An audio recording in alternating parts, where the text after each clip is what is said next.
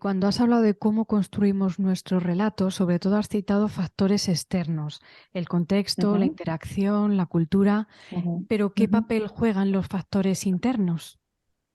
También juegan mucho papel, pero no ni más ni menos que el exterior. Ok. Ujú, Son una interacción, hay una interacción entre lo que yo valoro, entre lo que a mí me sucede, entre quizá cuestiones orgánicas, el cuerpo, ujú, quizá cuestiones, lo que no hacemos es etiquetar y diagnosticar a nivel intrapsíquico y ese tipo de cosas. mm, Acá no tomamos en cuenta aspectos tipo el inconsciente. No es que creamos o no que existe o no existe, simplemente que no se toma en cuenta en esta metáfora porque es algo que no es accesible a nosotros como terapeutas. Entonces, estar hurgando en algo que nosotros tendríamos que nombrar en lugar de que la persona la nombre no tiene mucho sentido.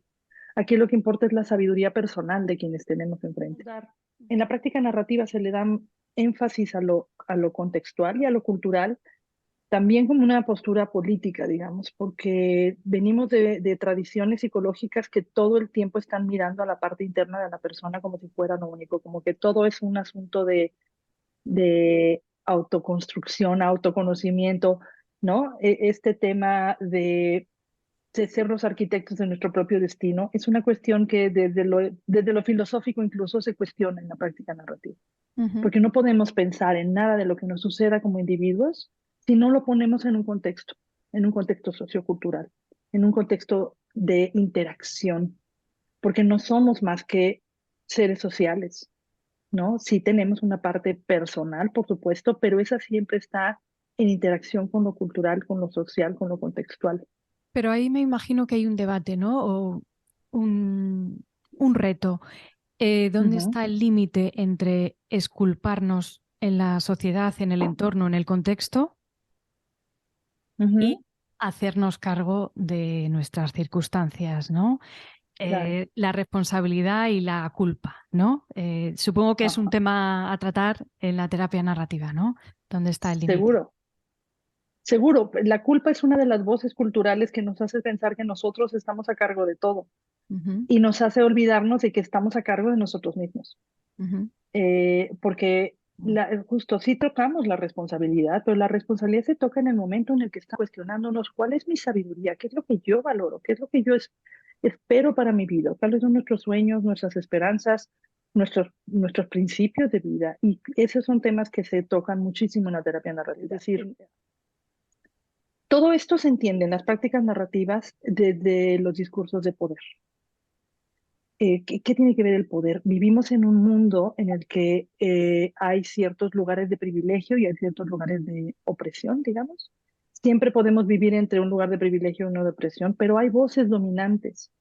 La cultura que vivimos ha sido construida desde las voces dominantes de poder, desde aquellos que han tenido acceso a la academia, a la voz que define qué se hace, qué no se hace, qué es normal, qué es anormal, qué es progreso, qué no es progreso. Todas esas definiciones fueron construidas por un grupo de personas que no son un comité que se junta los miércoles a definir el mundo, pero que finalmente son los que han tenido acceso, son los que han tenido un lugar de mayor poder que el resto. Ese lugar de mayor poder que el resto les ha dado acceso a que su voz sea escuchada en contraste con todas aquellas voces que no tienen ese lugar. Y eso es en lo macro y en lo micro, ¿no? ujú. Tanto en la familia en pequeño como en la cultura en general. Pero esas voces que han definido la cultura y lo que es normal y lo que es deseable han ido haciendo, por ejemplo, que haya ciertos estándares deseados o deseables o exigibles a las mujeres, a los hombres, a las personas de determinadas circunstancias.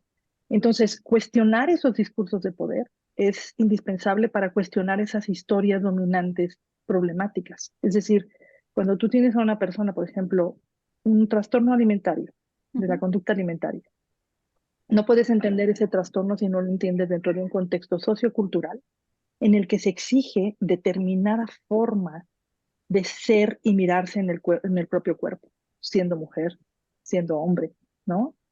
Hay ciertos estándares de lo que es bello, de lo que es sano, que van definiendo cómo me debería yo de mirar y cómo me debería yo de comportar.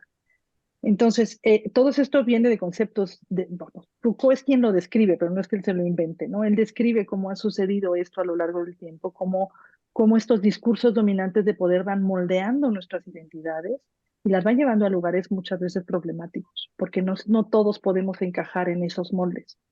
Entonces, estos discursos de poder definen qué cosa entra como normal, cuáles son los cuerpos dóciles que entran como normales y cuáles son los que hay que desechar o recluir o moldear de O cierta forma, ya estigmatizar. sea estigmatizar como no normales, no sanos, no adecuados, Ujú. ¿no? Entonces, esas historias dominantes de poder son las que muchas veces la mayoría de los problemas que nos traen a consulta tienen mucho o algo que ver con ese tipo de historias. Entonces, por eso es política la terapia, porque no podemos deconstruir, cuestionar estas historias problemáticas de cada persona si no las ubicamos en una deconstrucción de estos discursos de poder para poder cuestionarse si yo embono o no embono con ese dogma o ese estándar que se me está exigiendo y que yo me he comprado, porque ni modo que no me lo compre, que debo ser. Si no lo cuestiono, no puedo elegir hacerlo de otra manera, no puedo elegir a lo mejor relacionarme con mi cuerpo desde un lugar más amoroso, de mayor cuidado, de mayor eh, autocuidado, pero también de ternura, de no violencia, Ujú. ¿no?